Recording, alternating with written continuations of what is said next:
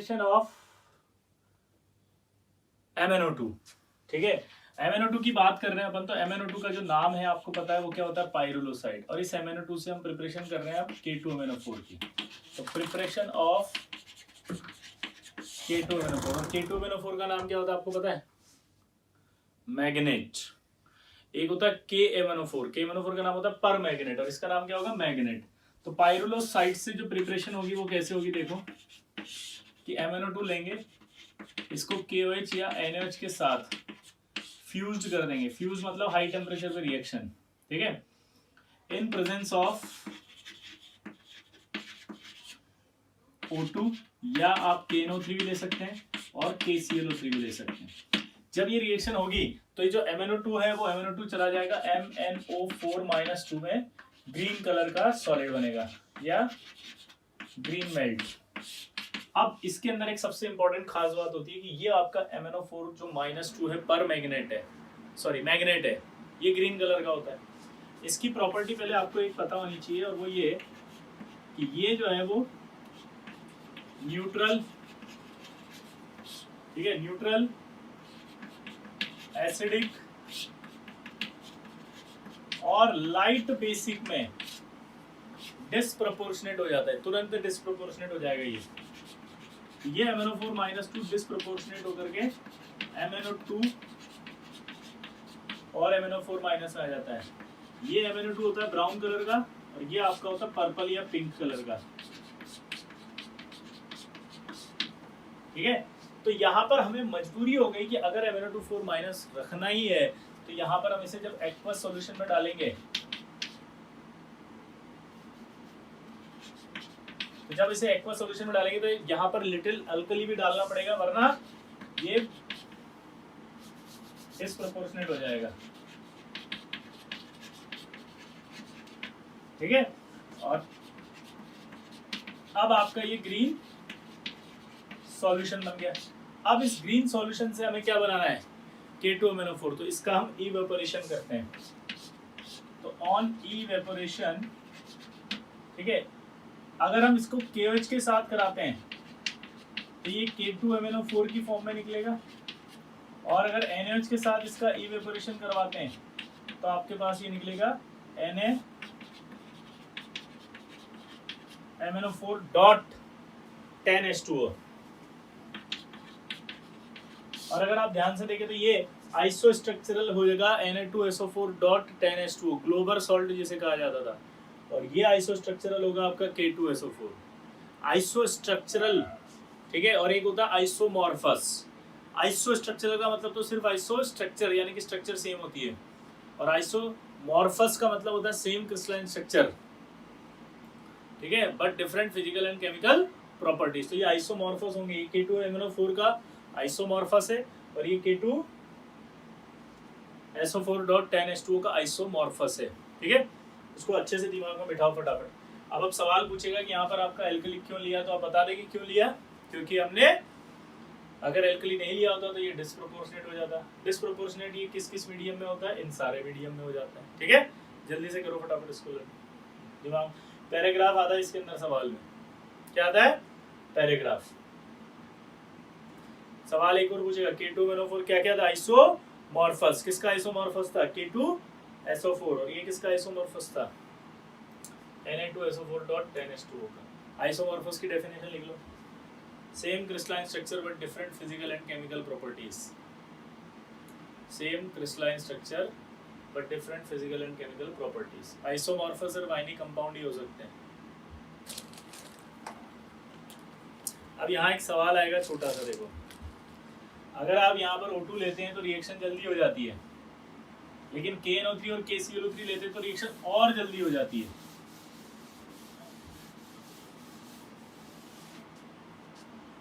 क्योंकि जब आप KNO3 लेंगे तो ये तुरंत टूटेगा, और तुरंत टूट करके O2 देगा, O2 जल्दी मिलेगी तो रिएक्शन फास्ट होगी।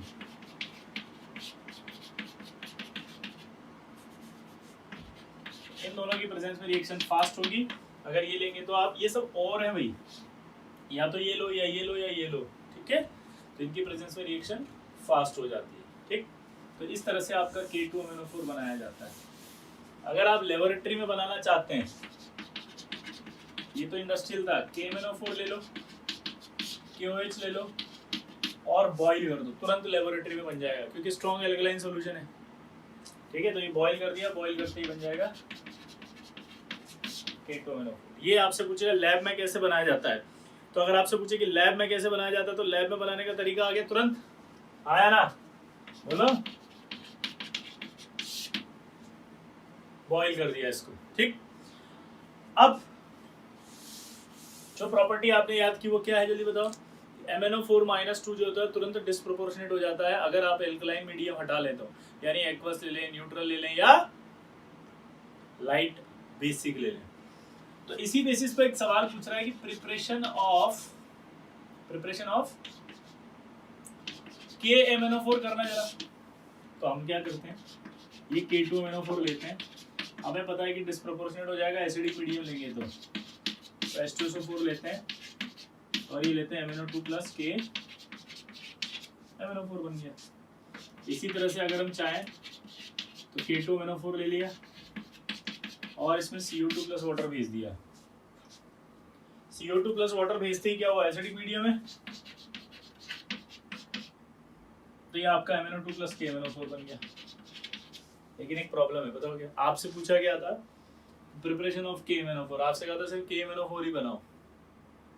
इस रिएक्शन को जब आप बैलेंस कर लेंगे टोटल, तो इस रिएक्शन में 1/3 मैंगनीज लॉस्ट हो रहा है इन फॉर्म ऑफ MnO2, यानी कि MnO2 की फॉर्म में हमारा इस मैंगनीज का लॉस हो गया ना, 1/3 लॉस हो रहा था, तो इसलिए इस मेथड का हटा दिया गया। इससे हम प्रिपरेशन नहीं करते हैं, इसकी जगह अब हम प्रिपरेशन करते हैं डायरेक्ट।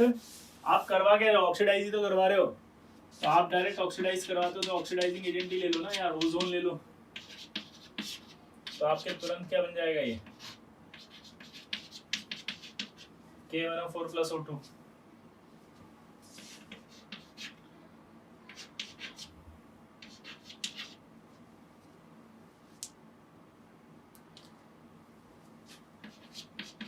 या आप Cl2 वाटर ले लो, ये भी स्ट्रॉन्ग ऑक्सीडाइजिंग एजेंट है, तो KMnO4 बन जाएगा। तो कभी भी अगर इस तरह से सवाल पूछा जाए तो आप क्या करें, डायरेक्ट ऑक्सीडाइजिंग एजेंट लेके भी आप KMnO4 बना सकते हैं। क्लियर सबको, बहुत सिंपल है। अब देखो KMnO4 हमने पढ़ा था एक ऑक्सीडाइजिंग एजेंट होता है स्ट्रॉन्ग, क्या होता है, strong oxidising agent, strong oxidising agent है, तो इससे बहुत सारी ऑक्सीडेशन की रिएक्शन भी हमने पढ़ी थी। अगर आपको याद आ रही हो तो Fe+2 को Fe+3 में कन्वर्ट किया था, NO2- को आपके NO3 में कन्वर्ट किया था, NO3- में I- को I2 में कन्वर्ट किया था। अगर आप सल्फाइट आयन लेते हैं तो सल्फेट में कन्वर्ट किया था, थायोसल्फेट लिया था तो S+SO4 में लिया था। लेकिन ये रिएक्शन की जगह अब जो इंपॉर्टेंट रिएक्शंस पूछी जाएंगी वो है न्यूट्रल एंड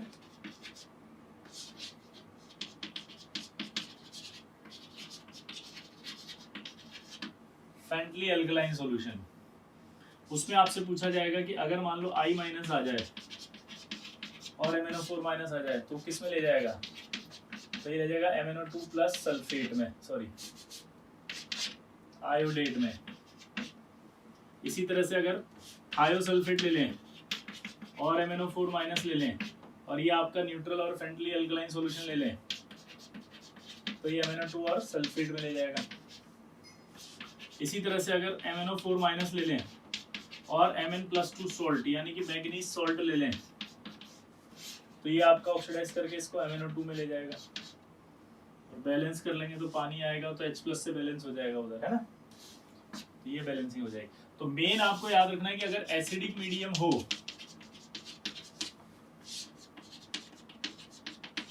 तो आपका ये Mn+2 और ये I2 बनाता है, लेकिन अगर बेसिक मीडियम हो तो ये आयोडेट बनाता है। ये सवाल बहुत फेमस है, कई बार आता है भाई, ठीक है।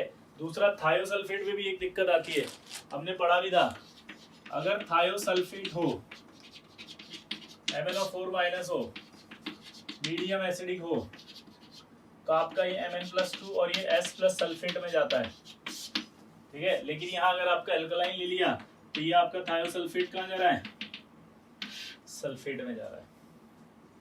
क्लियर सबको, तो यही कंफ्यूजन आएगा। मैंने बाकी सारी रिएक्शन नहीं लिखी यहाँ क्योंकि सॉल्ट में पढ़ ली थी वो सब, तो जहाँ डिफरेंस आ रहा है बस वही लिखा है। ठीक, एक रिएक्शन और हमने पढ़ी थी कि कभी भी अगर KMnO4 जो है इस KMnO4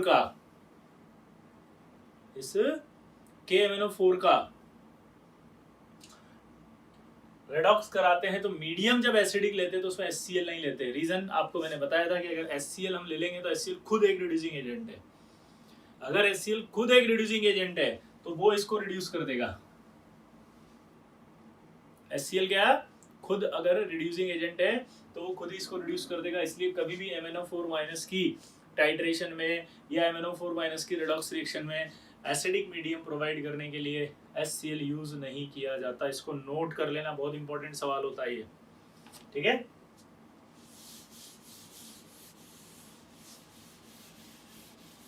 एक रिएक्शन आपकी बहुत आती है जो आपके लेबोरेटरी में भी पूछी जाएगी प्रैक्टिकल में।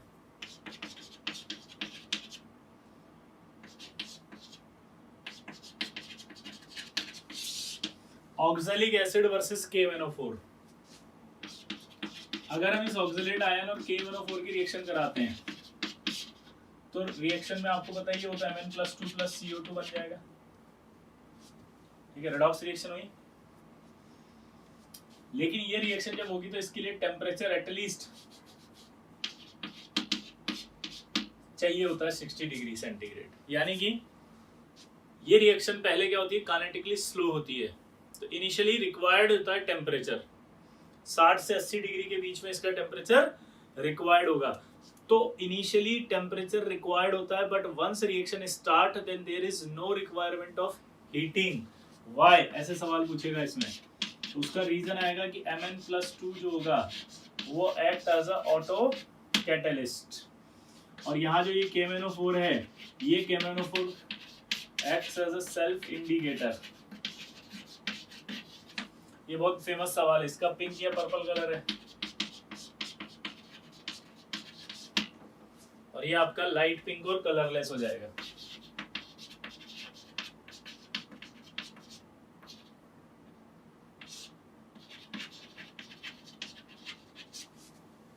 तो आप क्या लिखेंगे इसमें, जल्दी बताओ। कि टाइट्रेशन जो है वो ऑक्सैलिक एसिड वर्सेस KMnO4 की जो रिएक्शन होती है वो इनिशियली काइनेटिकली स्लो होती है। नोट करो, this reaction is kinetically slow, this reaction is kinetically slow, so heating is required,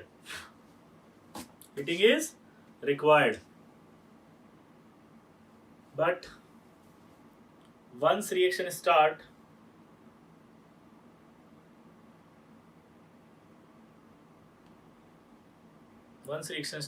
then there is no requirement of heating. Once reaction start then there is no requirement of heating because ये लिखो जल्दी।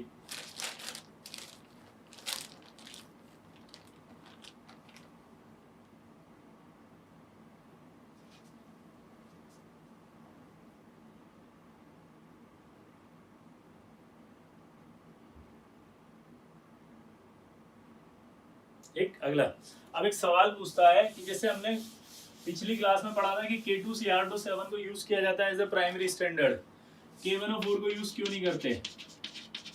सवाल क्या आता है, KMnO4 जो है वो as a primary standard use नहीं किया जाता। रीजन ये होता है क्योंकि वहां पर हमने कहा था कि प्राइमरी स्टैंडर्ड का हमें पता होता है वॉल्यूम। जैसे 60 ml लिया तो 60 ml फिक्स है। यहाँ एक प्रॉब्लम होती है कि लाइट और एसिड की प्रेजेंस में डिकम्पोज हो जाता है। क्या प्रॉब्लम है ये, लाइट और एसिड की प्रेजेंस में ये डिकम्पोज हो जाएगा, यानी कि इसमें ट्रेसेस ऑफ MnO2 पाए जाएंगे। यानी KMnO4 डिकम्पोज हो जाएगा किसकी प्रेजेंस में, लाइट और एसिड की प्रेजेंस में। तो अगर ये लाइट और एसिड की प्रेजेंस में डिकम्पोज हो गया तो यहाँ डिकम्पोज होने के बाद इसका जो वॉल्यूम आपने किया था वो तो कम हो गया ना, वो तो चेंज होकर MnO2 बन गया। इसकी रिएक्शन टूटने की होती है कि MnO2 + O2 बना देता है ये। और इसको कम करने के लिए इसलिए हम इसे डार्क ब्राउन बोटल्स में केप्ट करके रखते हैं। सवाल पूछेगा आपसे KMnO4 किस में रखा जाता है, तो KMnO4 डार्क ब्राउन बोटल्स में केप्ट करके रखा जाता है। आपने देखा होगा लैब में, अगर आप नहीं गए तो जाएंगे, जब वहाँ जाएंगे तो आप देखेंगे डार्क ब्राउन बोटल्स की एक सीरीज होती है, वहाँ लखी रहती है खूब सारी, उसमें जब आप देखोगे तो KMnO4 भी दिखाई देगा। तो नोट करके लिखो, KMnO4 is not a primary standard KMnO4 is not a primary standard since it is difficult to get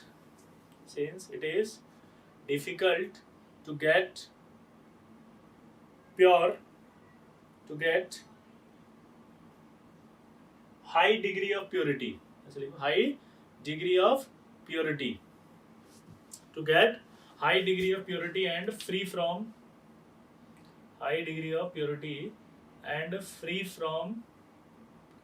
traces of MnO2.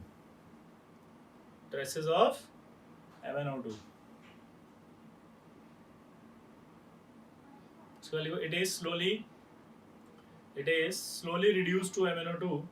It is slowly reduced to MnO2, especially in presence of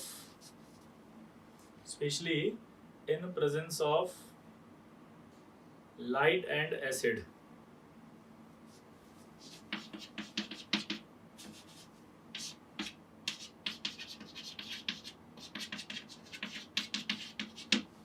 Especially in presence of light and acid. ये reaction लिखना, ये decompose हो जाती है, तो traces पाए जाते हैं MnO2 के, ठीक। उसके बाद नोट करके लिखना, hence it should be kept in dark brown bottles.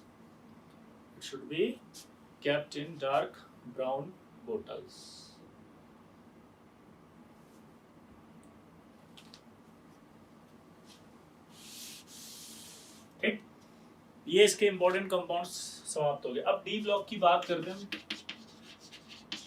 General properties. पहला, पोजीशन। अगर हम बात करते हैं कि डी ब्लॉक कहाँ रखा गया है, तो आपको पता है बिटवीन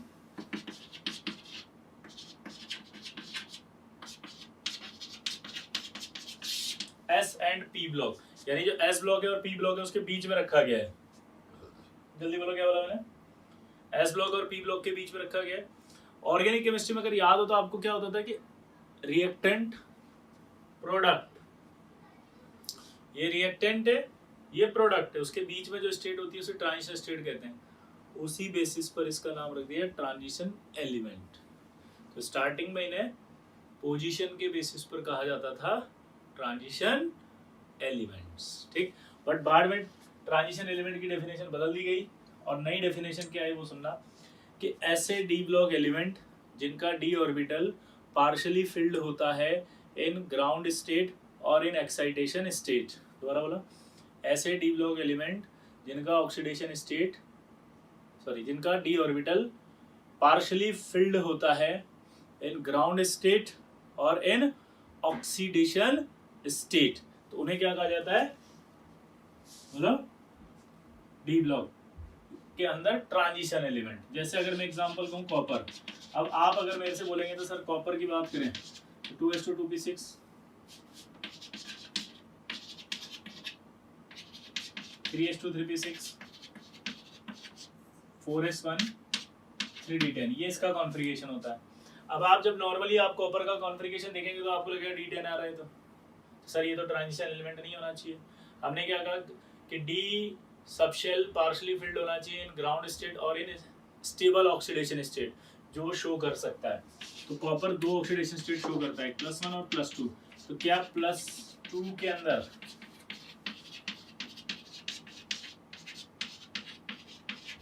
इसका पार्शियली फिल्ड हो रहा है?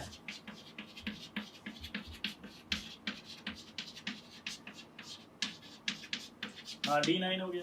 कॉपर के नीचे Ag आता है, Ag भी +2 शो कर देगा, Au भी +2 शो कर देगा, सेम ग्रुप एलिमेंट है, ऑक्सीडेशन स्टेट शो करते हैं। एनसीईआरटी में एक सवाल दे रखा है कि Ag ट्रांजिशन एलिमेंट क्यों है जबकि Ag का डी फिल भरा हुआ है, तो Ag भी कॉपर की तरह +2 शो करेगा और Ag +3 भी शो करता है। अगर याद हो तो हमने कोऑर्डिनेशन के अंदर पढ़ा था, उसमें कॉम्प्लेक्स आया करते थे ऐसे, AuCl4- AgF4-। अगर आप इनमें निकालोगे तो ऑक्सीडेशन स्टेट +3 आएगी, तो इसका मतलब ये भी ट्रांजिशन एलिमेंट है। कौन से ऐसे हैं जो नहीं है ट्रांजिशन एलिमेंट?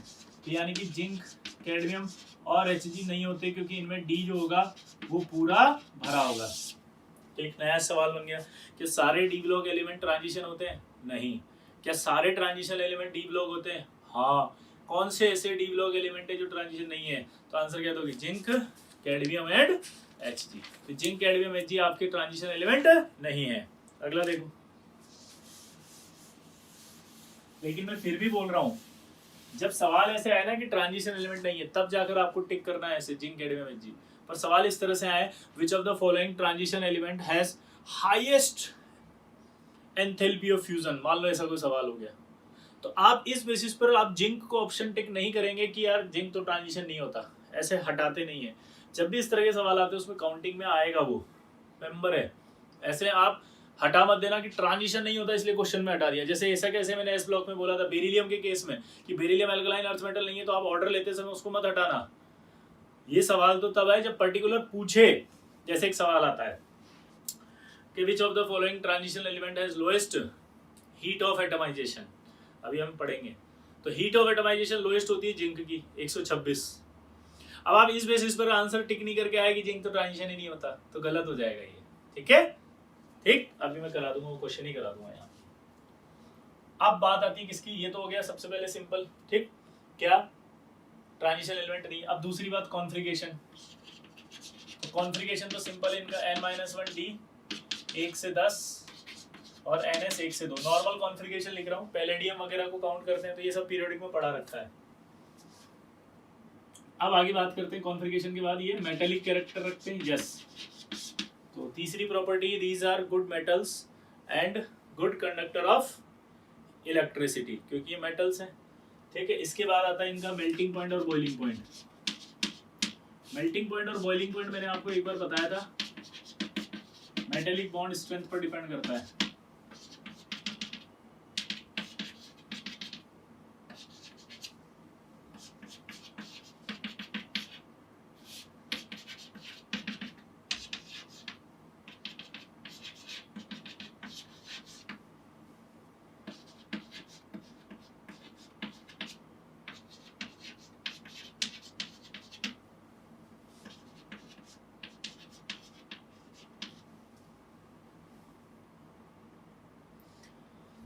मेल्टिंग पॉइंट और boiling point directly proportional to the metallic bond strength, और मेटेलिक बॉन्ड स्ट्रेंथ हमने बताई थी नंबर ऑफ अनपेड इलेक्ट्रॉन पर डिपेंड करती है।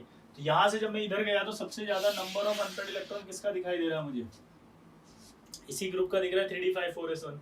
तो अगर इसी ग्रुप का सबसे ज्यादा मेल्टिंग पॉइंट और बॉइलिंग पॉइंट दिखाई दे रहा है, इसका मतलब समझते हो आप, इसी ग्रुप का sorry number of unpaired electron सबसे ज्यादा दिखाई दे रहा है, इसका मतलब समझते हो आप, इसी का मेटेलिक बॉन्ड स्ट्रेंथ ज्यादा होगा और इसी का मेल्टिंग और बॉइलिंग पॉइंट ज्यादा होगा। इनमें सबसे कम आ रहा है इसलिए लोएस्ट मेल्टिंग पॉइंट और बॉइलिंग पॉइंट रखेंगे। क्या रखेंगे, ये lowest melting point and boiling point, और ये क्या रखेंगे, हाईएस्ट, ठीक है। अच्छा, मैंने एक सवाल भी कराया था मेटलर्जी के अंदर, ये मेटलर्जी में पढ़ा चुका हूँ। ये मेटलर्जी में एक सवाल बताया था कि अगर एक्सरे ट्यूब है और उस एक्सरे ट्यूब के लिए मुझे जो है वो एक फिलामेंट चाहिए, तो किसका फिलामेंट लूंगा। ऑप्शन था आयरन था, मोलिब्डेनम था, जिंक था और कैडमियम था। आंसर क्या जाएगा, मोलिब्डेनम, क्योंकि उसी का मेल्टिंग पॉइंट हाई होगा, ठीक। इसके बाद आता है साइज।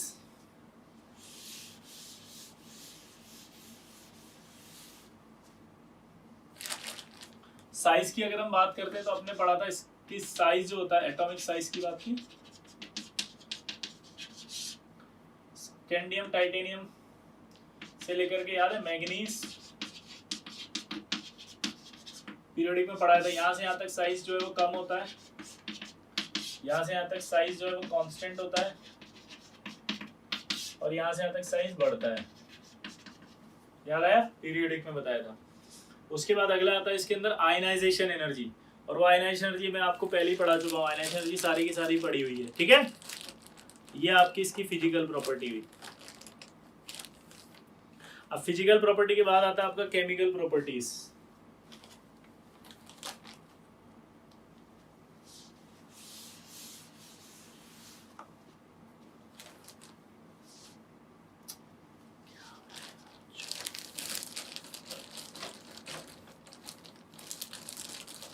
हाँ, केमिकल प्रॉपर्टीज।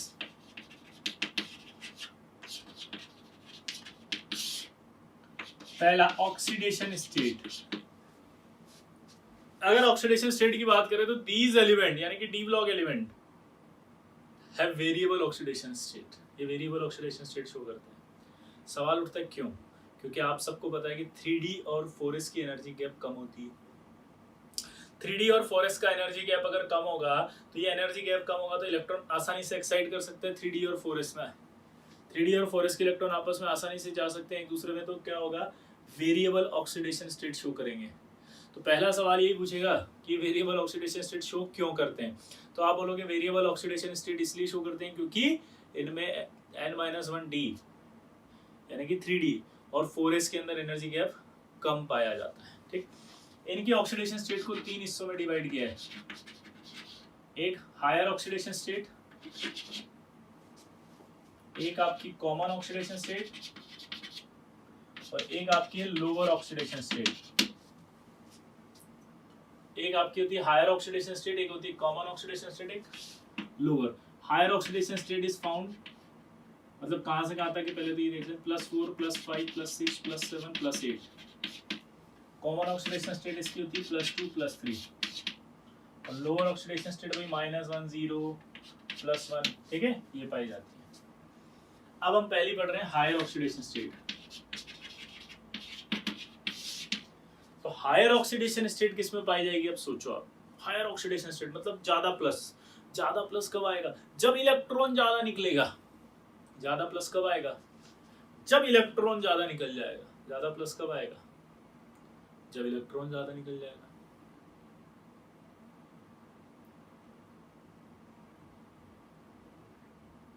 इलेक्ट्रॉन ज्यादा कब निकलेगा, जब कोई निकालने वाला आ जाए। और निकालने वाला कौन होगा, मोर इलेक्ट्रोनेगेटिव होगा, क्योंकि मोर इलेक्ट्रोनेगेटिव ज्यादा इलेक्ट्रॉन खींच सकता है अपने पास, इसलिए पाई जाती है higher oxidation state fluoride and oxide में। इनकी हायर ऑक्सीडेशन स्टेट किसमें पाई जाएगी, फ्लोराइड एंड ऑक्साइड में। तो आपसे सवाल पूछेगा कि higher oxidation state is found, तो आंसर बोलेंगे higher oxidation state is found in their fluoride, oxide and oxyfluorides. जैसे अगर आप बात करें फ्लोराइड, ऑक्साइड, ये फ्लोराइड, ऑक्साइड, ऑक्सीफ्लोराइड, ये सब इनके अंदर पाया जाता है। ठीक है, क्लियर, जनरली इन्हीं के अंदर पाया जाता है। अब सवाल ये आता है कि इनमें क्यों पाया जाता है, तो उसका आंसर सुनो। Because oxygen and fluorine both are strong oxidizing agent. Oxygen and fluorine both are strong oxidizing agent, बहुत ज्यादा strong oxidizing agent होती है। क्यों होती है, उसका रीजन भी उनका छोटा साइज होता है। छोटा साइज होने के साथ साथ उनकी इलेक्ट्रोनेगेटिविटी भी हाई होती है। तो आपसे बहुत सिंपल सवाल पूछेगा कि ऑक्सीजन और फ्लोरीन स्ट्रॉन्ग ऑक्सीडाइजिंग एजेंट क्यों होते हैं, तो रीजन देखिए, because of their small size and high electronegativity. वो इलेक्ट्रॉन खींचने की पावर ज्यादा रखते हैं। ठीक है, अब जो इनकी डी ब्लॉक की बात कर रहे हैं हम ऑक्सीडेशन स्टेट की, तो स्कैंडियम ऐसा है जो ओनली सिर्फ +3 ऑक्सीडेशन स्टेट शो करेगा।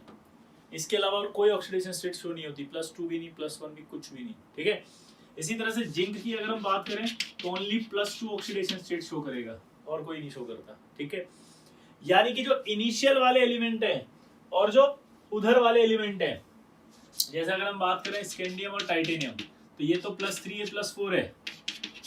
और अगर मैं कॉपर की बात करूं तो कॉपर +2 और जिंक है। ठीक है, हाईएस्ट में। क्लियर, समझ रहे बात को। निकल को भी देखोगे तो आप +2 ही है। तो यानी कि ये जो हायर ऑक्सीडेशन स्टेट की आप बात कर रहे हो वो मिडिल तक पाई जा रही है, Mn तक। Mn में हायर ऑक्सीडेशन स्टेट पाई जाती है +7, बस इससे आगे नहीं पाई जाती। Mn वाला जो है +7 रखता है सिर्फ। ठीक है, बाकी सब में जो है वो ऑक्सीडेशन स्टेट घटती जा रही है। Fe के अंदर आ जाओगे तो Fe जनरली +2 +3 शो करेगा। कोबाल्ट में आओगे तो भी वो +2 +3 शो करता है। निकल +2 है, कॉपर में भी +1 +2 पाई जाएगी, जिंक +2 में आ जाएगा। ठीक है, क्रोमियम तक जाएंगे तो +6 है। क्रोमियम के पहले कौन आता है, वेरिडियम पर जाओगे तो +5 आ जाएगा हाईएस्ट। ठीक है, रुथीनियम और ऑस्मियम ये ऐसे हैं जिनमें +8 पाई जाती है। ठीक है, रुथीनियम और ऑस्मियम में +8 पाई जाती है, और उसमें भी स्टेबल हायर कौन सी होती है, ऑस्मियम की +8। ठीक, तो बाकी अगर हम बात करें फर्स्ट ट्रांजिशन सीरीज की बात चल रही है अभी, तो फर्स्ट ट्रांजिशन सीरीज की जब बात कर रहे हैं तो हाईएस्ट ऑक्सीडेशन स्टेट Mn में पाई जाएगी, वो होगी +7 फर्स्ट ट्रांजिशन सीरीज। ठीक है, तो यानी कि अगर हम बोल सकते हैं कि मिडिल तक जाते जाते ऑक्सीडेशन स्टेट हायर होती है और उसके बाद ऑक्सीडेशन स्टेट कम होना शुरू हो जाती है। ठीक, दूसरी बात, ये जो हायर मैग्नीज की ऑक्सीडेशन स्टेट है वो पाई जाएगी सिर्फ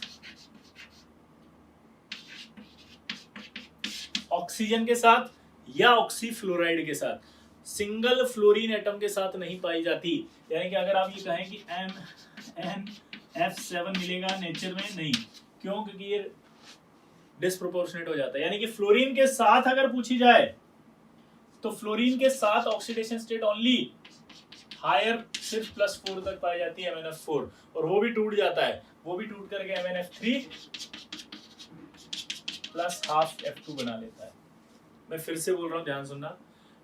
सबसे पहले हमने पढ़ा ऑक्सीडेशन स्टेट हायर कौन सी होती है, तो हमने कहा हायर ऑक्सीडेशन स्टेट जो होती है वो हायर ऑक्सीडेशन स्टेट जो होती है वो ऑक्सीजन, फ्लोरीन या ऑक्सीफ्लोराइड्स में पाई जाती है। दूसरी बात हमने क्या करी कि यार हायर ऑक्सीडेशन स्टेट आपकी कहाँ तक पाई जा रही है, तो हमने कहा कि मिडिल तक आने पर हायर पाई जा रही है, उसके बाद जो है वो डिक्रीज हो रही है। मिडिल में जो मैग्नीज पाया जा रहा है वो मैग्नीज +7 पाया जा रहा है, लेकिन वो +7 भी फ्लोरीन के साथ नहीं पाया जा रहा, वो ऑक्सीफ्लोरीन के साथ पाया जा रहा है। फ्लोरीन के साथ अगर हाईएस्ट की बात करें तो सिर्फ MnF4 पाया जाता है, वो भी अनस्टेबल होगा, टूट करके MnF3 + F2 में आ जाएगा। तो जो Mn है वो हायर ऑक्सीडेशन स्टेट रखता है ऑक्सीजन के साथ। ये ग्रीन ऑयल होता है और कोवेलेंट होता है, रीजन बहुत सारे बॉन्ड बना रहा है। क्लियर, ये सारी बात है। अब जो आयरन होता है ना, उस आयरन के अंदर भी एक खास बात होती है कि आयरन +2 +3 होता है, लेकिन आयरन अल्कलाइन मीडियम में, कौन सा मीडियम,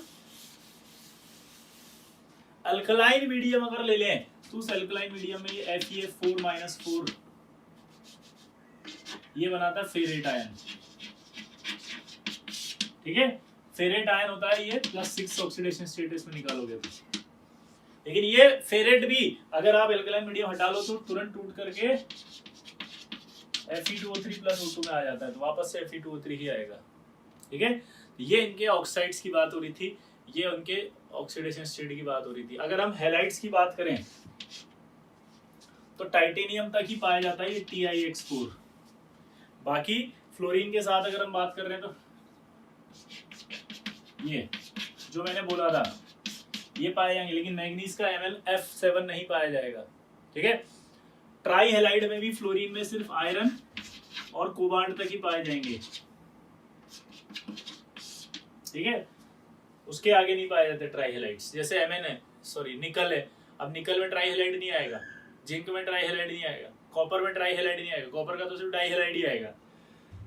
तो यहाँ तक आपके हायर फ्लोराइड्स पाए जा रहे हैं, मैग्नीज में कोई फ्लोराइड नहीं आया। मैग्नीज के बाद अगर अपन आए तो Fe में, कोबाल्ट में ट्राई हैलाइड आएगा F का, लेकिन उसके आगे फिर निकल और कॉपर, जिंक में ट्राई हैलाइड नहीं आएगा। इसके बाद जब कॉपर की बात करते हैं तो कॉपर का याद करो +2 के साथ अगर हैलाइड की बात करें I-, तो ये ऑक्सीडाइजिंग एजेंट होता था, रिड्यूसिंग एजेंट होता था, तो टूट जाता था और +1 और I2 में आ जाता था। यानी कि कॉपर का हैलाइड भी CuI2 डज नॉट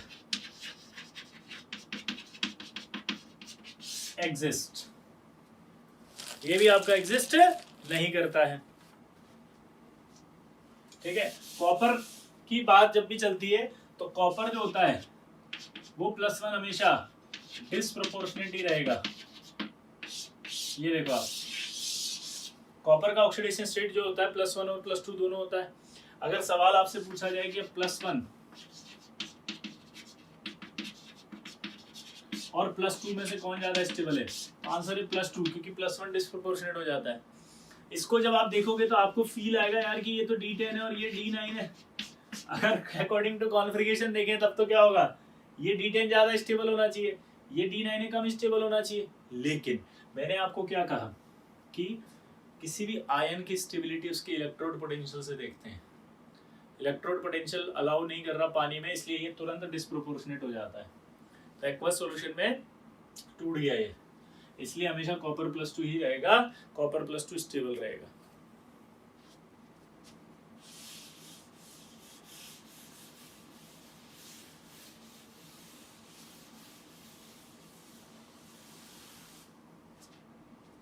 ठीक, अब आगे की बात करते हैं।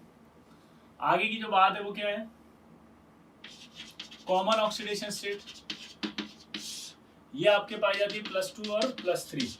इसमें भी अगर पूछा जाए मोस्ट कॉमन कौन सी है, वो है +2 से। आप कभी भी ऐसे टेबल को देख करके डी ब्लॉक के अंदर गिनने मत बैठ जाना कि 2 वाले ज्यादा मिल रहे, 3 वाले कम मिल रहे, नहीं। नेचर में ज्यादा +3 वाले मिल रहे, मतलब क्वांटिटी वाइज या क्वालिटी वाइज नहीं, अकरेंस वाइज बात होती है। इजीली अवेलेबल +3 वाले होते हैं, इसलिए मोर कॉमन ऑक्सीडेशन स्टेट +3 बोली जाती है इसकी। और ये पाई जाती है सल्फाइड और क्लोराइड में। तो अगर कॉमन ऑक्सीडेशन स्टेट देखोगे तो किसमें पाई जाएगी, क्लोराइड और सल्फेट में। और ये आपको पता है क्लोराइड और सल्फेट में मिल रही है, मतलब समझ रहे हैं, सल्फाइड रिड्यूसिंग एजेंट है, क्लोराइड रिड्यूसिंग एजेंट है, तो इसको ज्यादा ऑक्सीडाइज होने नहीं देती क्योंकि वो रिड्यूस कर लेती है, इसलिए किसमें पाई जाती है ये, कॉमन ऑक्सीडेशन स्टेट। ठीक है, जैसे FeCl2, FeCl3, FeS, NiS, COS, ये सब +2 +3। और अगर हम बात करें लोअर ऑक्सीडेशन स्टेट की, तो लोअर ऑक्सीडेशन स्टेट जो पाई जाती है वो पाई जाती है जैसे carbonyl complex compound. Carbonyl complex compound समझते हैं, कार्बोनाइल मतलब कार्बन मोनोऑक्साइड के कंपाउंड। कार्बोनाइल कॉम्प्लेक्स कंपाउंड की बात समझते हैं, कार्बन मोनोऑक्साइड के कंपाउंड। कार्बन मोनोऑक्साइड के कंपाउंड में ऑक्सीडेशन स्टेट या तो -1 आई थी या 0 आई थी। तो याद देखो आप, यहाँ ऑक्सीडेशन स्टेट क्या है दोनों में, 0, सिनर्जी बॉन्डिंग वाले। तो इनमें इनकी ऑक्सीडेशन स्टेट 0 पाई जाती है। ठीक, ये आपका हुआ ऑक्सीडेशन स्टेट। दूसरा जो प्रॉपर्टी है वो एक फेमस प्रॉपर्टी है इनकी केमिकल, कैटालिटिक प्रॉपर्टी।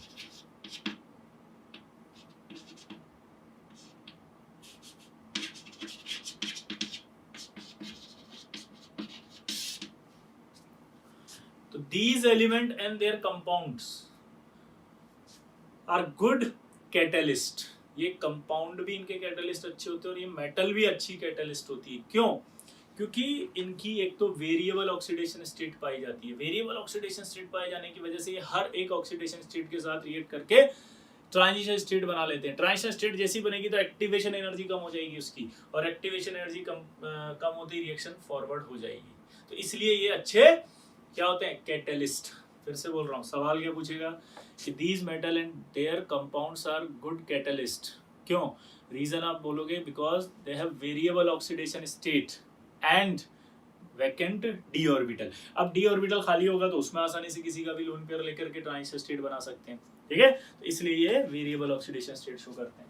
अब जैसे एक I- है और पर ऑक्सो डाइसल्फेट, इसका नाम होता है पर ऑक्सो डाइसल्फेट। इसकी जो रिएक्शन होती है उस रिएक्शन में Fe+3 किसकी तरह बिहेव करता है, कैटलिस्ट की तरह। देखना जरा, Fe+3 I- को ले जाएगा किसमें, I2 में, और ये Fe+2 में आ जाएगा। ठीक, और ये Fe+2 फिर आपका S2O8-2 से रिएक्ट करेगा और रिएक्ट करके Fe+3 प्लस सल्फेट में आ जाएगा। ठीक है, इसको कैंसिल कर दो आप, ये बची final reaction I- plus 8-2 Fe sorry I2। तो देखो कैटलिस्ट रिएक्शन में पार्टिसिपेट नहीं करता, इसलिए कैटलिस्ट हट गया। तो आपसे सवाल पूछा जाएगा कि इस रिएक्शन का कैटलिस्ट कौन है, तो आप बता देंगे कैटलिस्ट कौन है, बताओ कौन है। आप बोल देंगे कि इसका कैटलिस्ट जो है वो Fe+3 है। एक दूसरा, एक बहुत फेमस रिएक्शन आपने पढ़ी होगी, डेक्कन प्रोसेस।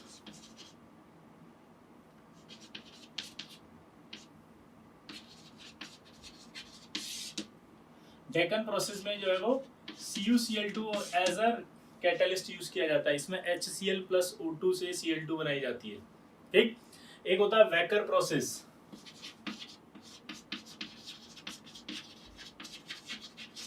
वैकर प्रोसेस में C2H4 है, PdCl2 है। ठीक है, एक चौक। वैकर प्रोसेस में क्या होता है बोलो, CD, या फिर पढ़ा हुआ ऑर्गेनिक में आया था, इथाइलिन की रिएक्शन थी, एल्डिहाइड बनता है, नहीं याद आ रही, ऑर्गेनिक में आई होगी ना, एल्डिहाइड बनता है C2H4, नहीं याद आ रहा, PDCl2 इसके अंदर एज ए कैटलिस्ट यूज करते थे। तो एज ए कैटलिस्ट अगर हम वैकर प्रोसेस की बात करते हैं तो वैकर प्रोसेस के अंदर PDCl2 से क्या बनता था, याद करो, भूल गए, एल्डिहाइड, अरे यार, प्लस पैलेडियम, ठीक है। तो एल्डिहाइड प्लस पैलेडियम, यानी कि आपने इसके अंदर जो आपका कैटलिस्ट होगा वो कौन होगा, PDCl2। अच्छा, डेकन प्रोसेस के अंदर कौन सा होगा जल्दी बताओ, डेकन प्रोसेस के अंदर कौन सा होगा जल्दी बताओ, डेकन प्रोसेस के अंदर कौन सा होगा जल्दी बताओ, बोलो, CuCl2। और वेकर प्रोसेस के अंदर क्या हुआ, ये। इसके बाद एक हो रहा था जिगलर नाटा कैटलिस्ट, नाम तो सुना होगा,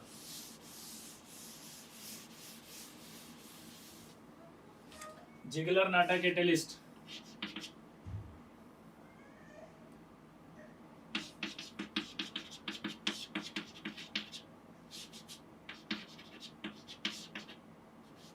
ये कुछ याद है, TiCl4 plus AlC2H4 whole thrice. Ziegler Natta catalyst किस लिए काम आता है जल्दी बताओ, नहीं पता, नाम ही नहीं सुना।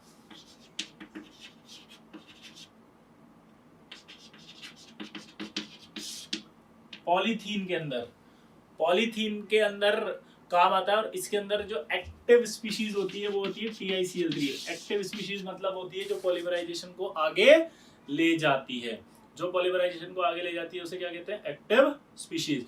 तो जिगलर नाटा कैटलिस्ट होता है, पॉलीथीन के पॉलीमराइजेशन में यूज होता है, और इसके अंदर जो एक्टिव स्पीशीज होती है वो कौन सी होती है आपकी, बोलो, TiCl3।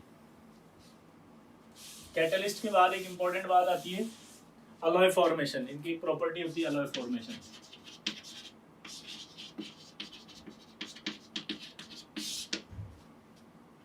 देखो, अलॉय फॉर्मेशन का एक सिंपल सा कॉन्सेप्ट होता है कि अलॉय इज अ ब्लेंड, एक तरह का मिक्सचर है, सॉलिड सॉलिड अलॉय हो सकती है और भी अलॉय हो सकती है, ठीक है। दूसरी बात, अलॉय एक होमोजीनियस मिक्सचर होती है, लेकिन अलॉय बनने का एक कॉन्सेप्ट होता है कि अगर साइज में 15% तक डिफरेंस हो, कितना परसेंट, 15% तक डिफरेंस होता है साइज में, तो आपके अलॉय फॉर्मेशन इजी हो जाता है। और डी ब्लॉक के अंदर आपको पता है सबका साइज जो है वो ऑलमोस्ट सिमिलर पाया जाता है, साइज में जो वेरिएशन है वो ज्यादा नहीं होते हैं, और ये हमने पढ़ा भी था इस तरह से, अगर साइज में ज्यादा वेरिएशन नहीं होंगे तो ये इजीली एक दूसरे का प्लेस अकोमोडेट कर लेते हैं।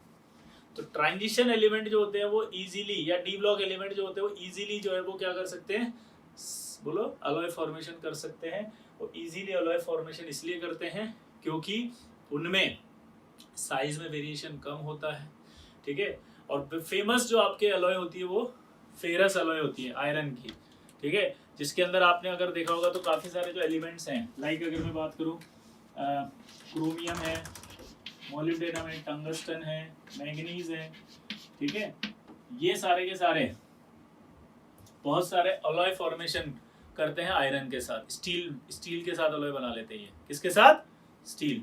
तो अलॉय फॉर्मेशन क्या होती है, समझ में आया, सिंपल है, चलो याद करो फटाफट इसको जल्दी।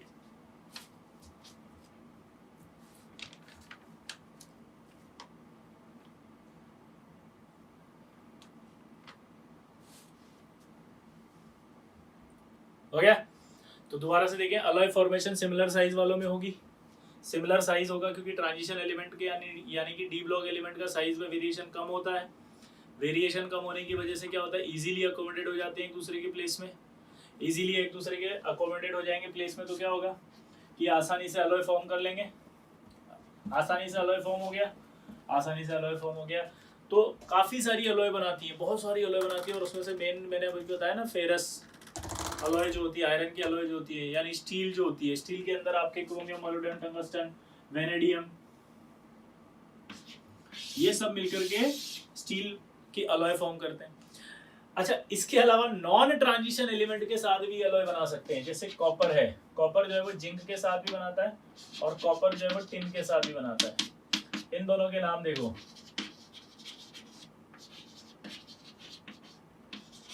ये हमने पढ़े भी हैं, ठीक है। अब अगर हम कभी भूल जाएं कि ब्रास और ब्रॉन्ज में कौन है, तो देखो कॉपर तो कॉमन है, जिंक का आ रहा है, टिन का आ रहा है, ये अगर भूल जाओ तो जहां जेड है वहां जेड नहीं है, तो अपने आप ही पता लग जाएगा कि यहाँ टिन आ रहा है ब्रॉन्ज के अंदर। ब्रॉन्ज के अंदर क्या आएगा? टिन। और ब्रास के अंदर कौन आएगा? तो 15% साइज डिफरेंस होना चाहिए। काफी सारी अलॉय होती है, 1300 अलॉय काफी फॉर्म करते हैं, जो कि वैनेडियम करता है, क्रोमियम करता है, मोलिब्डेनम करता है, टंगस्टन करता है, मैंगनीज, ये सारी स्टील के साथ काफी सारे अलॉय हैं। नॉन ट्रांजिशन के साथ भी अलॉय फॉर्म करती हैं। इसके बाद ये आता है इंटरस्टिशियल कंपाउंड। क्या आता है?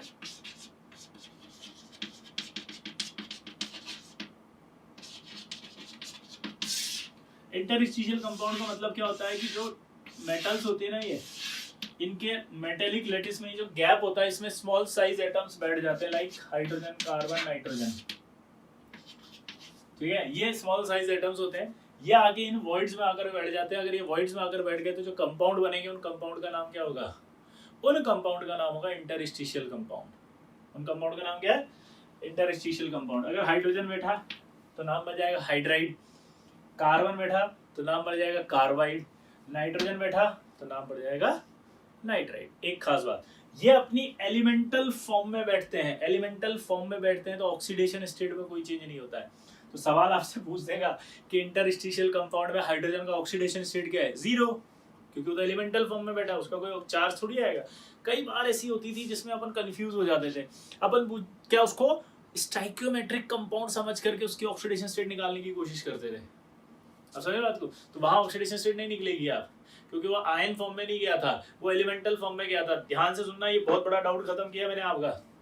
आप कई बार सोचते थे सर इसका ऑक्सीडेशन स्टेट बताओ, मैं होल्ड कर देता था कि यार इनका ऑक्सीडेशन स्टेट नहीं आएगा। क्यों? क्योंकि तो एलिमेंटल फॉर्म में गया है और वो मेटेलिक क्रिस्टल है। जैसे मान लो Fe3C है, अब Fe3C के अंदर आपने क्या हो रहा, 3 आयरन बनाया और उसके बीच में कार्बन बिठा दिया, तो इंटरस्टिशियल कंपाउंड हो गया ना, कार्बाइड है वो तो। अब आप उसमें मेरे से ऑक्सीडेशन स्टेट पूछते हो तो मैं कैसे बताऊंगा? पॉइंट को समझना, ठीक है। अगला देखो, अब इनकी प्रॉपर्टी में क्या चेंज आएंगे? ऑब्वियस सी बात है कि जब ये इंटरस्टिशियल कंपाउंड बनेंगे तो यहाँ बीच में बैठ जाएंगे, तो जो गैप है वो फिल हो जाएगा, तो डेंसिटी बढ़ जाएगी नॉर्मल एलिमेंट से, डेंसिटी बढ़ जाएगी। क्लियर हो गया? दूसरी बात, हार्डनेस बढ़ जाएगी, डक्टाइल नेचर घट जाएगी, मेलेबल नेचर घट जाएगी। हार्डनेस जो बढ़ेगी वो इतनी बढ़ जाती है कि कुछ बोरोइड्स तो हार्डनेस में डायमंड के पास पहुंच जाते हैं। कहां तक पहुंच जाते हैं?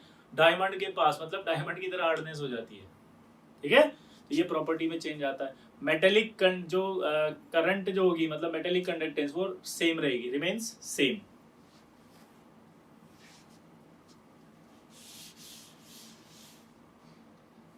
तो देखो हमने क्या पढ़ा?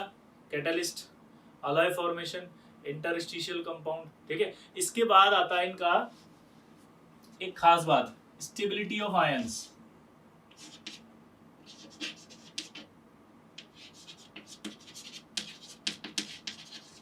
स्टेबिलिटी ऑफ आयंस का मतलब क्या होता है ये देखना पहले।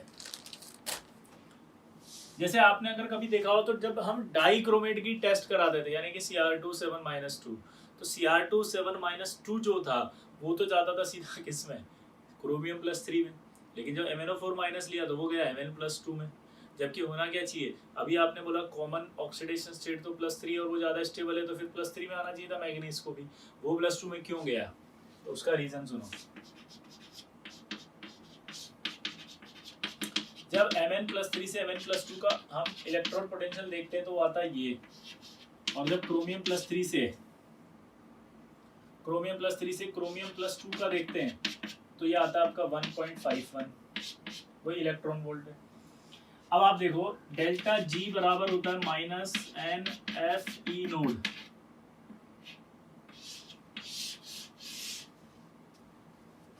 तो डेल्टा G बराबर होता है -NFe नोड। अब दिमाग की बत्ती जलाओ, ये पुट करो यहाँ पे। अगर आप ये पुट करते हो यहाँ पर तो ये तो प्लस है, ये अगर प्लस करोगे तो डेल्टा जी क्या आएगा? माइनस। एक मिनट यार, मैंने उल्टा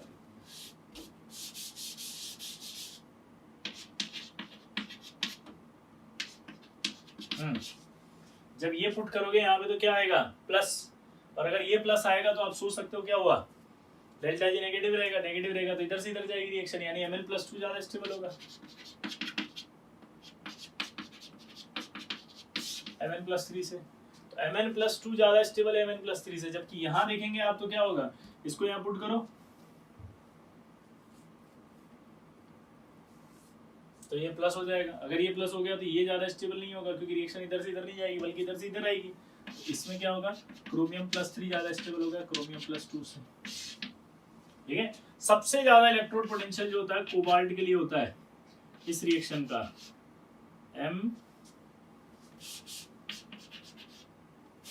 M+3 से M+2 का, वो था 1.97 के आसपास।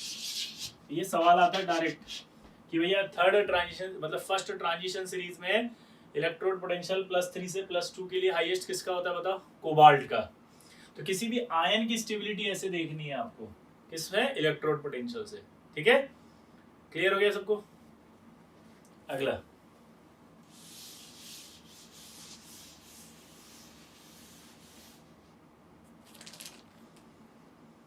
हाँ चलो बताओ, इलेक्ट्रोड पोटेंशियल M+3 से +2 के लिए हाईएस्ट किसका होता है, कोबाल्ट का। कितना होता है, 1.97। ठीक है, इसी तरह से कुछ छोटी मोटी बातें हैं वो भी आपको याद करनी पड़ेगी, क्योंकि मेंस में आ जाती है। हीट ऑफ एटमाइजेशन, अब हीट ऑफ एटमाइजेशन की बात करेंगे तो वेनेडियम की सबसे ज्यादा होती है 512। ठीक है, हाईएस्ट, ये याद करनी पड़ेगी भाई। और आपका जो जिंक है उसकी सबसे कम होती है 126। आपको याद करनी है, सिर्फ जेई मेंस के लिए बता रहा हूँ, बाकी किसी के लिए नहीं करनी है आपको। ठीक है, किसके लिए, जेई में, एडवांस में नहीं पूछे जाते ये सवाल। इसी तरह से डेंसिटी की बात करें तो डेंसिटी में भी आपको लर्न करना पड़ेगा यहाँ पे कि स्कैंडियम जो है उसकी होती है 3.73 लोएस्ट, जबकि कॉपर जो होता है उसकी होती है हाईएस्ट 8.3। ठीक है, ये भी आपको ध्यान रखना पड़ेगा। Clear. Heat of atomisation actually क्या होती है कि वैसे तो अनपेड इलेक्ट्रॉन से देख सकते हो आप, लेकिन अनपेड इलेक्ट्रॉन के साथ साथ पैकिंग पे भी डिपेंड करेगी वो। तो पैकिंग क्या इनकी बहुत अलग अलग होती है हर एलिमेंट की, इसलिए डेटा अलग अलग आएंगे। मतलब आप अगर एक्सप्लेन करने जाओगे तो एक को करोगे तो दूसरे में फंस जाओगे। कैसे फंसोगे मैं बताता हूँ। अब हाईएस्ट अपन ने कहा इसकी है, लोएस्ट इसकी है, अब थर्ड नंबर पे पता है किसकी आती है, सोचो, सोच सकते हो, मैग्नीज की। अब मैग्नीज की कैसे आ जाएगी थर्ड पे, मैग्नीज में तो अनपेड इलेक्ट्रॉन ही 5 है। और जब मेल्टिंग पॉइंट आप पढ़ोगे तो मेल्टिंग पॉइंट आपको पता लगेगा एक्सेप्शनली मैग्नीज का कम होता है ड्यू टू इट्स लैटिस। तो मैग्नीज का मेल्टिंग पॉइंट कम है उसके लैटिस की वजह से, तो लैटिस का रोल आ गया, लैटिस का रोल आते एटमाइजेशन कम हो गया।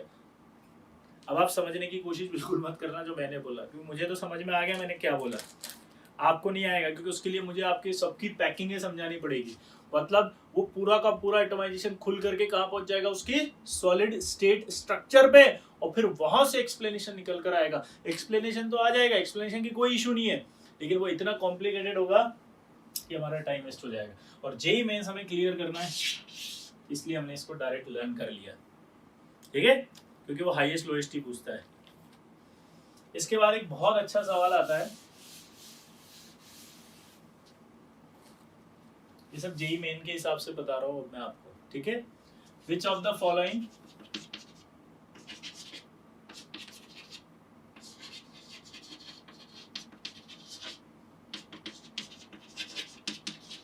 बेटर रिड्यूसिंग एजेंट, क्रोमियम+3 और Fe+2। क्या बोला आपसे बताओ, which is better reducing agent, chromium और Fe+2। अब देखो जनरली अगर मैं सोचता तो मैं सोचता यार क्रोमियम+2 से क्रोमियम+3, यहाँ से यहाँ गए तो क्या हुआ इसका ऑक्सीडेशन, जिसका ऑक्सीडेशन होता है वो होता है रिड्यूसिंग एजेंट। अब अगर आप इसको देखो तो क्रोमियम+2 का कॉन्फ़िगरेशन निकालें तो 3d4 आएगा, 4s0, और यहाँ आ जाएगा 3d3। Fe+2 से देखेंगे अपन तो Fe+3 बनेगा, ये 3d6 होगा तो ये आएगा 3d5। अब आप दिमाग की बत्ती जलाओ, क्या हुआ,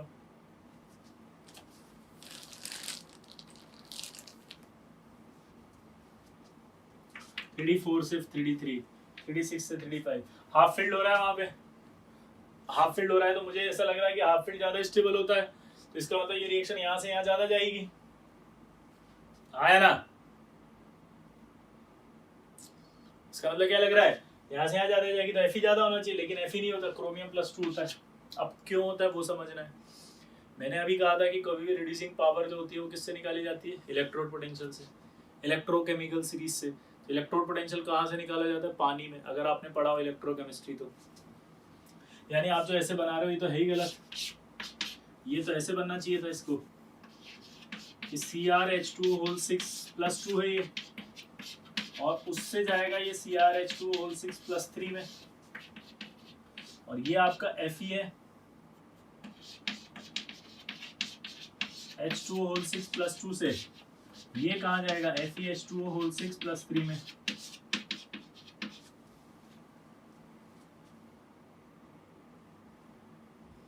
तो जब आप इसकी स्प्लिटिंग करेंगे तो आपको पता है स्प्लिटिंग ऐसे होती है। स्प्लिटिंग क्यों कर रहे हैं, क्योंकि कॉम्प्लेक्स बन गया अब तो, ये कॉम्प्लेक्स अगर बन गया तो स्टेबिलिटी जब भी निकालेंगे स्प्लिटिंग से निकालेंगे तो 3D4 भरो इसमें, तो 1 2 3 और यहाँ 4 आएगा, यहाँ भरोगे तो 1 2 3 ऐसे, इसमें भरोगे तो D6 है, अब D6 भरो इसमें तो 1 2 3 4 5 6 ऐसे आएगा, इसमें भरो तो 1 2 3 4 5 ऐसे आएगा। अब दिमाग की बत्ती जलाओ, जब आपने क्रोमियम से, ध्यान से देखो, जब आपने क्रोमियम से ये हटा करके ये बनाया तो इसका कॉन्फ़िगरेशन अचानक से लोअर में आ गया, फट से देखो, अब lower oxidation state, lower energy level पर चला गया, तुरंत कहाँ चला गया, लोअर पे, तुरंत लोअर पे आ गया, ये देखो यहाँ अचानक से लो एनर्जी लेवल पर कॉन्फ़िगरेशन, यहां से निकाला, सॉरी ये क्या हुआ, 1 2 3 4 5 और ये 6, यहाँ निकाला तो ये हाफ फील्ड हो गया, वीक फील्ड देना इसलिए ऐसे भरेंगे। अब देखो अगर इसमें और इसमें कंपेयर करो तो आप, ये लोअर एनर्जी पर कॉन्फ़िगरेशन है तो ये ज्यादा स्टेबल हुआ भाई, लोअर एनर्जी वाला ज्यादा स्टेबल हुआ, तो क्रोमियम से क्रोमियम +3 जल्दी जल्दी बनेगा, तो जल्दी जल्दी बनेगा तो ये ज्यादा अच्छा रिड्यूसिंग एजेंट होगा। तो इसका मतलब आंसर क्या आया, chromium +2 is a good reducing agent. क्या आया, chromium +2 is a good reducing agent. वैसे भी देखो, ली के काका ने मांगी अलमारी, money generator, car fridge, car ऊपर है फ्रिज नीचे, तो वैसे ही क्रोमियम ही होगा। इससे आपको एक नई थ्योरी पता चली अब, वो ये कि हमने बचपन में पढ़ा था कि D5 कॉन्फ़िगरेशन ज्यादा स्टेबल होता है D3 से, लेकिन आज पढ़ लिया कि D3 ज्यादा स्टेबल होता है D5 से, लेकिन कब, तो D5 जो होता है वो होता है इन गैसियस मीडियम,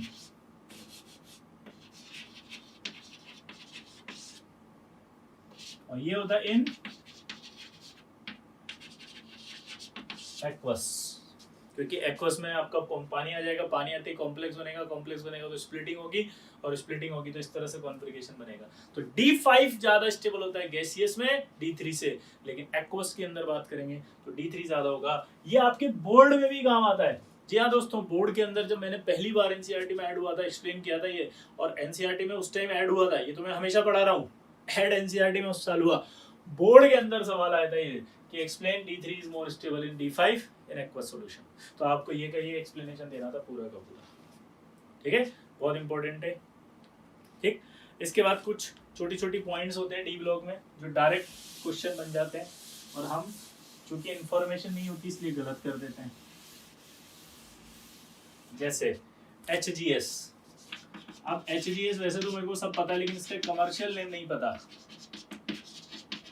इसका कमर्शियल नेम है वर्मिलोन, ठीक है। वर्मिलोन का यूज होता है कॉस्मेटिक्स, आयुर्वेद और यूनानी मेडिसिन बनाने में, ठीक है, यूनानी दवाइयाँ होती हैं। तो दोबारा से बोलना, क्या बोला मैंने, HGS वर्मिलोन होता है। इसका इस्तेमाल किसमें करते हैं, इसका इस्तेमाल करते हैं हम किसमें बताओ,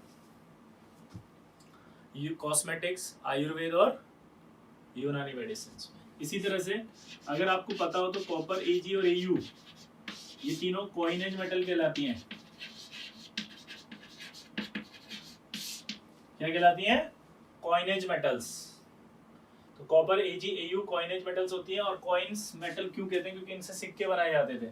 जैसे 24 कैरेट अगर गोल्ड है तो 100% प्योर होता है। इसी तरह से सिल्वर का भी होना चाहिए 925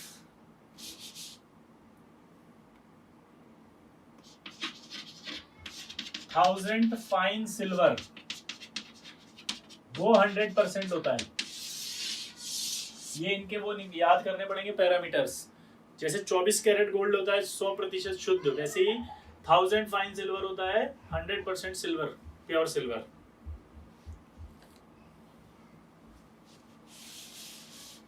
इसके बाद हमने जनरली काफी सारे और पढ़े हैं। एक और होता है पिकॉक और।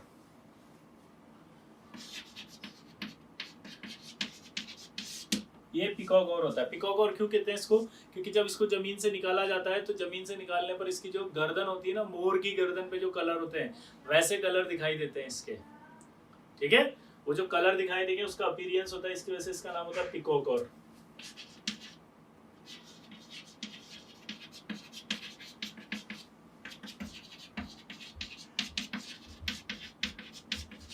फर्स्ट फंगीसाइड था जो बोर्डेक्स मिक्सचर था। पहले बोर्डेक्स मिक्सचर होता है copper sulphate plus calcium hydroxide. सवाल क्या पूछता है कि बोर्डेक्स मिक्सचर के अंदर जो ट्रांजिशन एलिमेंट इस्तेमाल होता है वो बताओ कौन सा है? कॉपर। इसलिए लिखवा रहा हूँ नाम। सवाल क्या पूछेगा? बोर्डेक्स मिक्सचर के अंदर जो, बोलो, जो ट्रांजिशन एलिमेंट यूज होता है उसका नाम बताओ क्या है? तो क्या बोलोगे? बोलो कॉपर। नोट करो इसको फटाफट, चलो।